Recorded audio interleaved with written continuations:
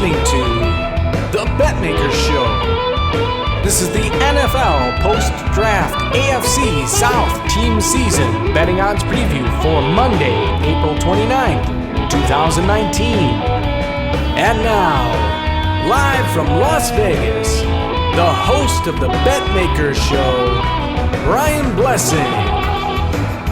Back with another edition of the Betmaker.com Sportsbook Report. Hi, folks. Brian Blessing in Las Vegas, and we're focusing on the AFC South today.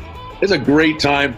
The NFL is a year-round endeavor now, and we get past free agency.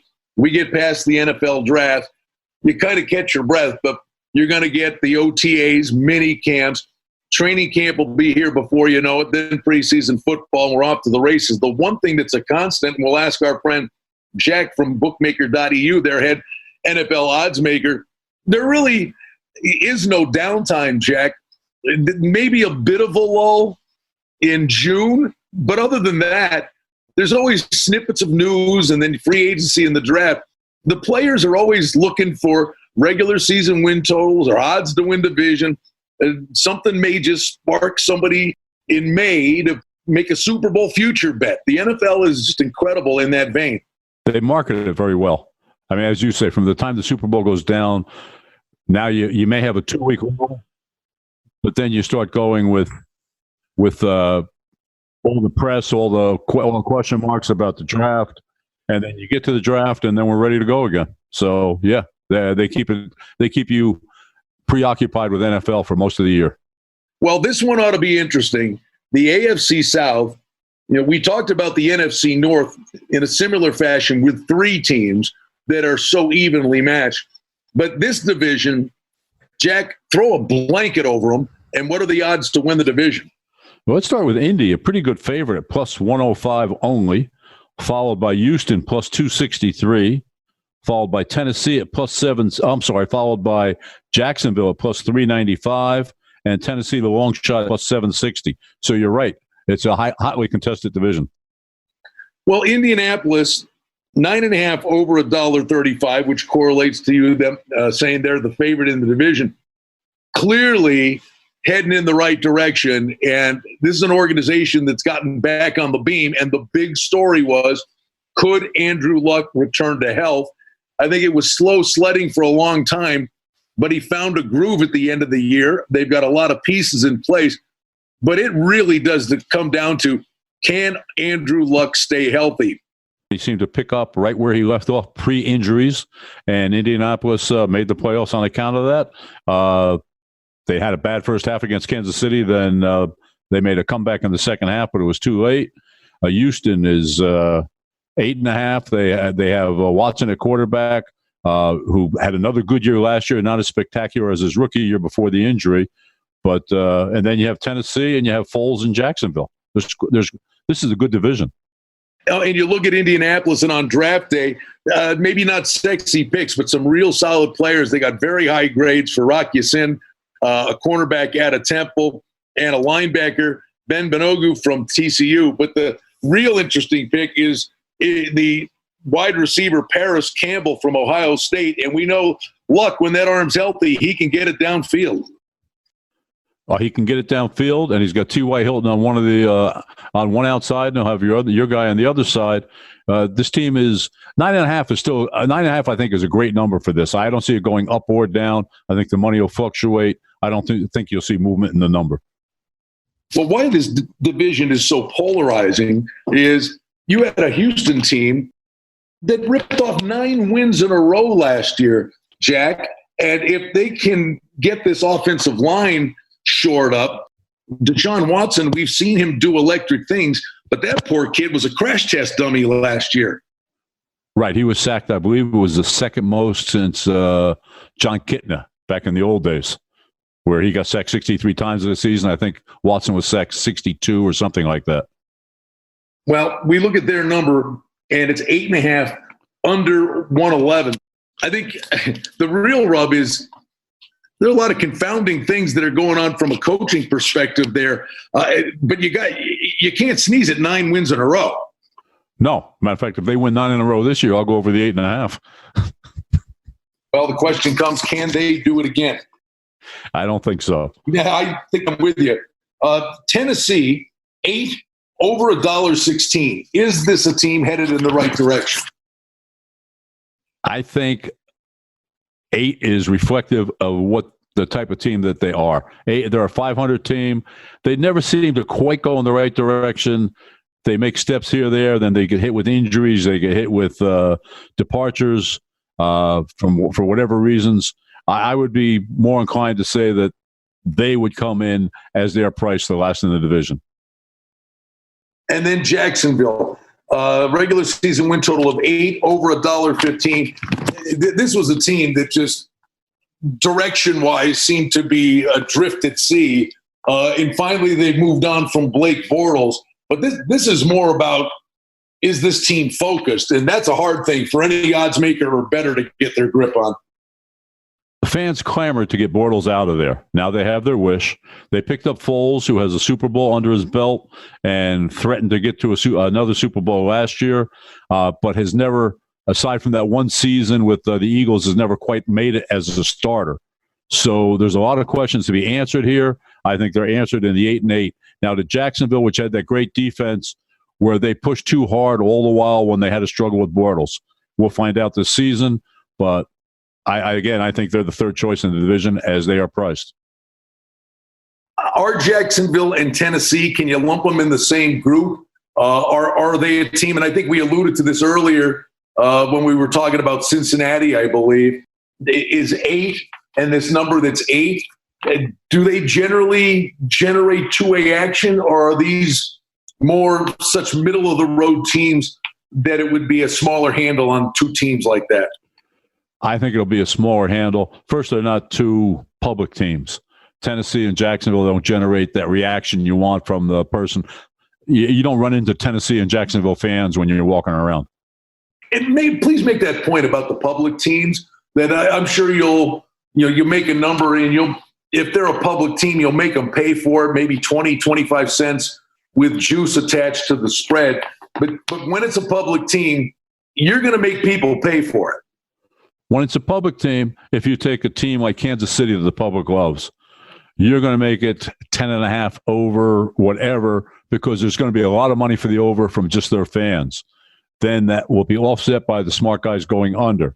So, yeah, you can inflate that price, and you'll always get money back. You'll get money over from their fans, and you will get a reaction from the smart guys. As always, great insight from our friend Jack, the head odds maker at bookmaker.eu on the NFL. And we've got Bruce Marshall from the Gold Sheet coming up next. Don't forget, we really hope you'll follow us on social media. And we really hope you like what you're hearing and want to subscribe to the podcast on your favorite podcast service, iTunes, Libsyn, SoundCloud, and others. And, of course, you can find all the episodes on our website and sign up for the newsletter at Betmaker.com. Don't go anywhere. We've got more for you on the AFC South with Bruce Marshall from the Gold Sheet in the On Deck Circle.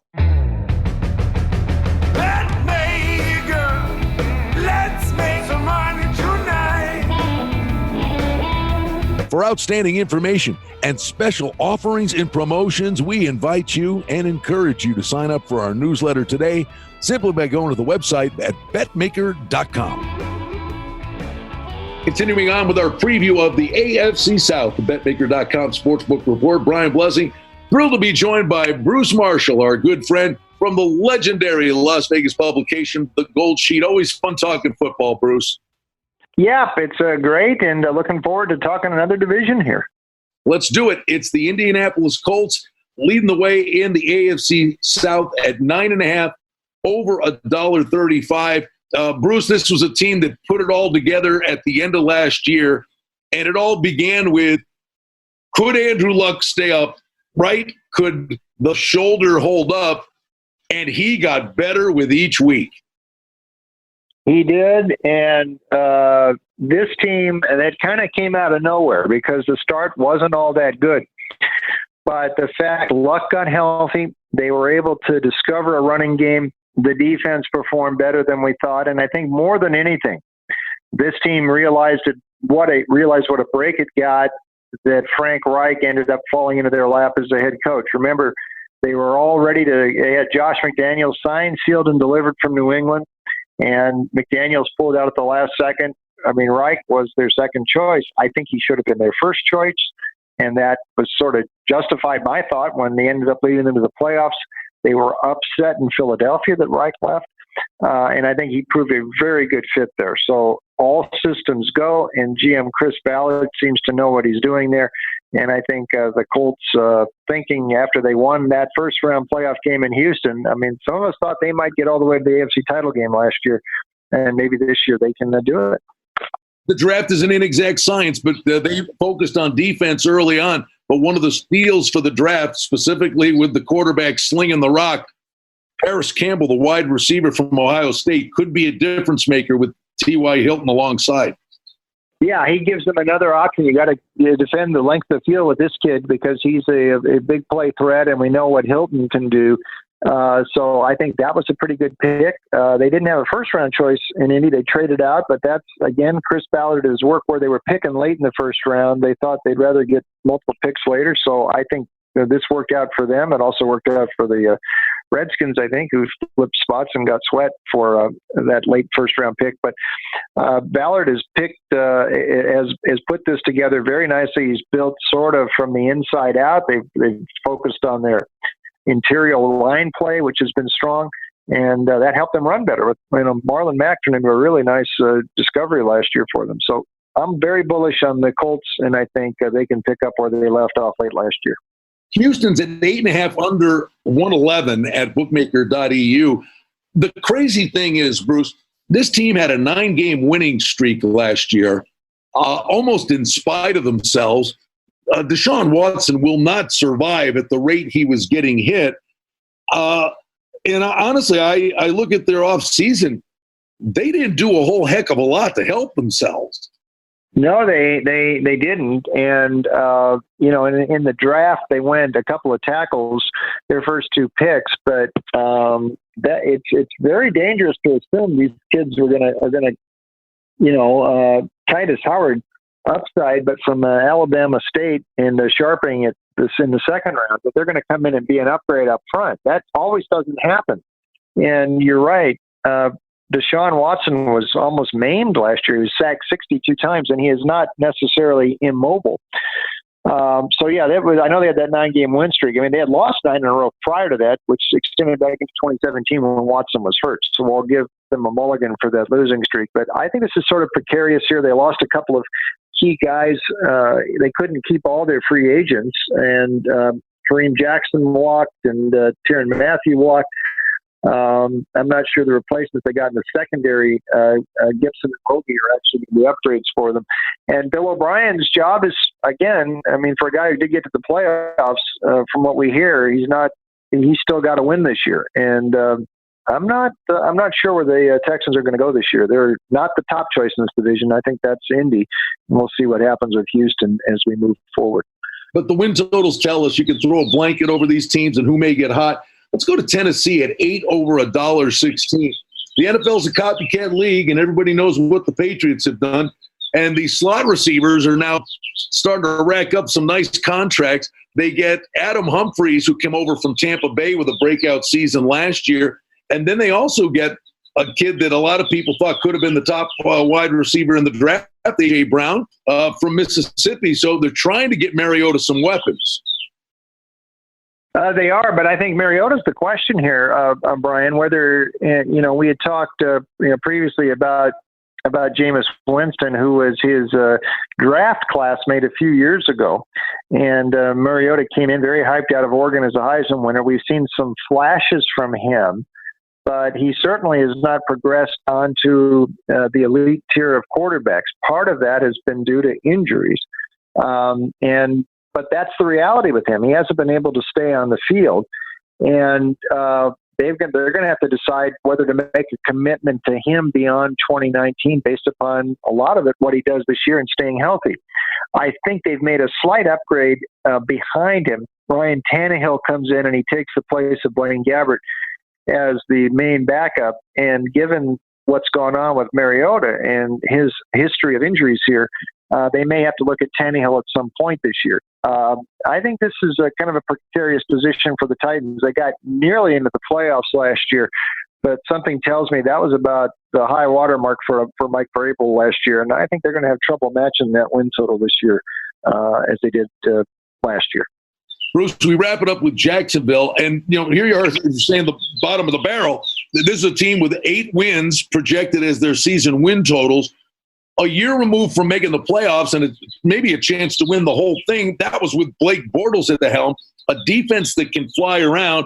Now you bring Nick Foles into the equation, and I think they did phenomenal on draft day on both sides of the ball with Josh Allen on defense and then getting Jawan Taylor, the right tackle from Florida, that dropped into their lap. On paper, it looks terrific. My concern with this team is that you watch them on the field, and I think there are off-the-field things going on that mirror the way they play football. They're an undisciplined train wreck. If they can rein these guys in, which seems to be a pretty tall order, there's a boatload of talent here. Well, yeah, and you're right, and I think Foles is a good guy to try to engineer a recovery. I think he's much more steady than Bortles was, and he will prove an upgrade there. Now, they have spent an awful lot on him, $50 million guaranteed. I'm not sure he's worth that much of an upgrade, and it caused them to let a few guys go in the offseason. They just couldn't fit all these guys underneath the cap. Malik Jackson was on the defense. So Malik Jackson and Tayshaun Gibson, the safety, both had to go, and Parnell on offense, the offensive tackle. But I think, Foles is an upgrade. But you're very right. This team had some internal issues last year. There was talk about replacing Doug Marrone, and I'm actually thinking, this might have been a situation that could have been more suited for a guy like Bruce Arians, who could have come in there and really cracked the whip. I mean, Marrone lost his team last year, and once a coach loses a team, it is hard to get it back. And maybe Foles helps out, but something tells me there's something ominous on the horizon here in Jacksonville. And this goes for Tom Coughlin, too, because he's kind of welded here to Marrone. And if they fail again this year, the mustache man, Shad Khan, the owner, might not wait to pull the plug on both these guys. So I think it's a precarious spot the Jags are in. There you have it. It's a look at the AFC South. At the end of the day, Bruce, you going with the Colts? Yes, I think they're by far the most solid team in this division, and I think they actually win this thing easier. Well, actually, they didn't win it last year. It was Houston that won the division, but they took care of the Texans in the playoffs. Indianapolis wins the division and gets over the win total this fall. He's Bruce Marshall from the Gold Sheet. We thank Jack, head odds maker for the NFL at bookmaker.eu. There you have it. It's a preview of the AFC South. As always, we're glad to be with you doing the Betmaker.com Sportsbook Report. Hoping you'll subscribe to the podcast, the newsletter. Check it out at Betmaker.com. Betmaker, let's make some money tonight. Well, that's the Betmaker Show for now. We publish multiple times each week. We'd like to thank you for listening, and if you liked what you heard, please take a moment to leave a rating and review, or subscribe to our show feed, or share our show with a friend or two and help us grow the show. We very much appreciate it. Visit us on the web at betmaker.com. And reminder to sign up for the newsletter. Thanks to our engineer, Darren Vandermolen, and producer, Mike Gallivan. The Betmaker Show is a production of Cardinal Marketing Incorporated. Betmaker is a registered trademark. Any rebroadcast, reproduction, or other use of this content without the express written consent of Cardinal Marketing Incorporated is strictly prohibited. The handicapping and sports odds information contained on this podcast is for entertainment purposes only. Please confirm the wagering regulations in your jurisdiction, as they vary from state to state, province to province, and country to country. Using this information to contravene any law or statute is prohibited. The podcast is not associated with, nor is it endorsed by any professional or collegiate league, association, or team. This podcast does not target and is not intended for an audience under the age of 18. If you think that you have a gambling addiction, stop this podcast now and please seek help. Gambling and betting on sports is a form of entertainment and should be about having a good time. But when done excessively, it may negatively affect other areas of a person's life, such as their physical and mental health, school or work performance, finances, and/or interpersonal relationships. at Betmaker.com. And The Betmaker Show, we're concerned about the addiction that gambling may cause, and for this reason, we encourage everyone to practice responsible gambling, an approach to gambling that helps you ensure that it remains an enjoyable activity. Here are the main principles of responsible gambling. Don't think of gambling as a way to make money. Always gamble with money that you can afford to lose. Set limits and stick to them. Never chase losses. Don't gamble when you're depressed or upset, and create a healthy balance. Always be aware of how much time you spend gambling or thinking about gambling. And do not allow gambling to cause you to miss out on time with family and friends or time spent on other activities you enjoy. By following these guidelines, gambling can be a good time and great entertainment. If you feel at any time that your gambling is taking away from important areas of your life, is causing you stress or depression, or is leading to financial losses that are beyond your control, please reach out for help. Learn more at responsiblegambling.org.